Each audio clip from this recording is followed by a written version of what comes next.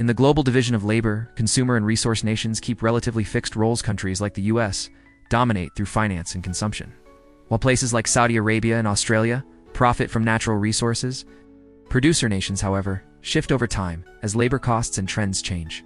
Japan and the four Asian tigers once led manufacturing, but now China, Vietnam, and India have taken their place with large low-wage workforces.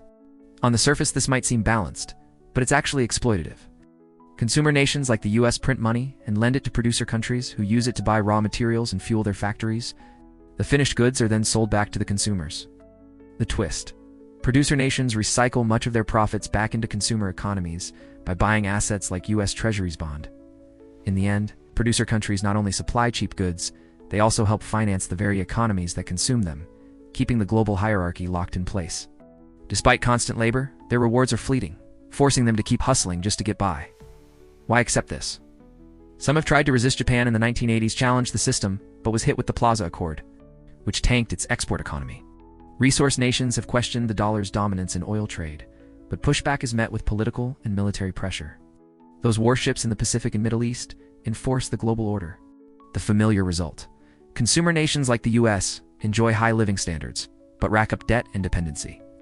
Resource nations gain wealth, but risk exhausting their reserves. Producer nations work relentlessly for shrinking returns, what China calls neijun.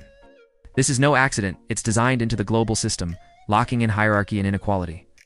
Consumer nations reap the most, resource nations trade away their future, and producers end up drained. If nothing changes, the cycle continues. Endless consumption, depleted resources, and overworked producers. The real challenge isn't just resisting the system, but reimagining it, because as long as the rules stay the same, so will the unequal results.